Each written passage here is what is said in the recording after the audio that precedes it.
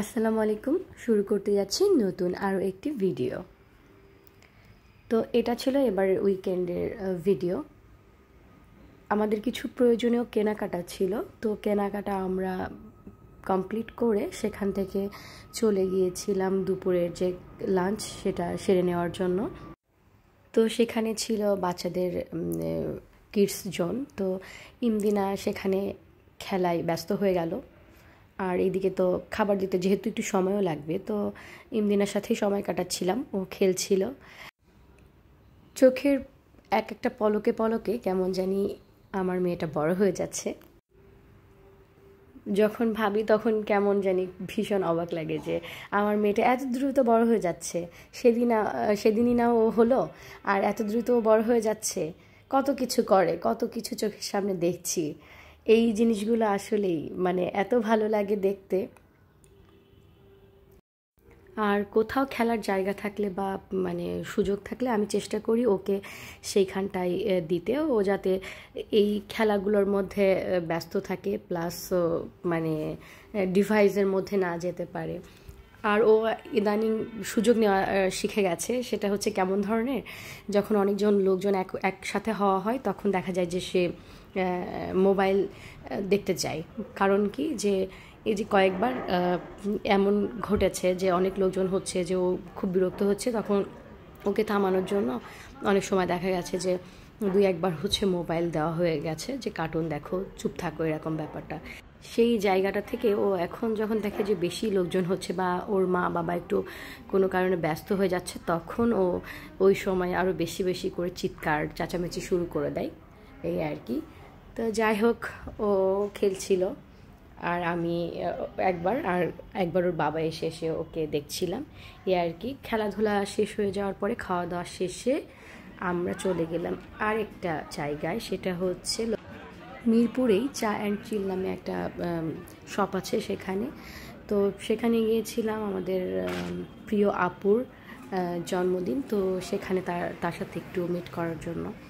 তবে গুগলে যেমন দেখাচ্ছিল বা সবার মুখে মুখে যেমন শুনেছিলাম, জায়গাটা আমার আসলে ওইভাবে অতটা পছন্দ হয় নাই, অতটা পরিষ্কার পরিচ্ছন্নও ছিল না।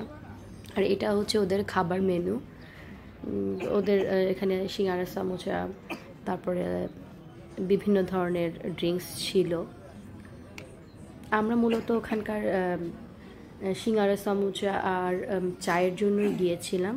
এখানে বিভিন্ন স্টুডেন্টরাই আসলে বেশিরভাগ সময় মনে হয় বেশি আসা যাওয়া করে, যেটা বুঝলাম যাওয়ার পরে। তারপর অনেক ভাইয়া আপুরা গান করছিলেন, আড্ডা দিচ্ছিলেন, বন্ধুবান্ধব সবাই মিলে। আসলে এই জিনিসগুলো দেখলে ভীষণ ভালো লাগে। আমরাও এই সময়টা পেরিয়ে এসেছি। আর এই যে আমাদের আপু চলে এসেছেন, মাশাআল্লাহ সুন্দর লাগছে। তো আমরা ছোট্ট তাকে একটা সারপ্রাইজ দেওয়ার জন্যই একত্রিত হয়েছি।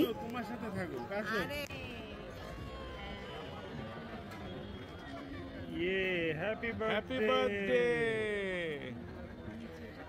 Happy birthday to you!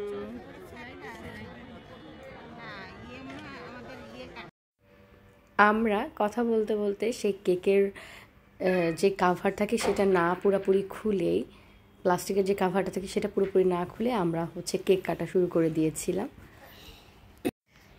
তারপরে আপুর মেয়ে ইমদিনা, ওরা দুজনেই হচ্ছে কেক দেখে ভীষণ খুশি, তারা কেক খাবে। এই জন্য আপু ব্যস্ত হয়ে গেল তাদেরকে শুধু কেক খাওয়ানোর জন্যই। এদিকে যেহেতু তার জন্মদিন ছিল, এই জন্য আমি চেয়েছিলাম সে আগে শুরু করুক, এই আর কি। হাজার বছর বাঁচুক সুস্থ এবং সুন্দরভাবে। খোলা জায়গা হওয়াতে এখানে অলরেডি মশার উৎপাত শুরু হয়ে গেছে। আর এই যে এখানকার যেটা খুবই স্পেশাল সিঙ্গারা, সমুচা, ওর সাথে কিছুটা পেঁয়াজ কুচি দিয়ে দেয়, আর ওদের কিছুটা মশলার মধ্যে অ্যাড করে দেয়। খেতে বেশ ভালোই লাগছিল।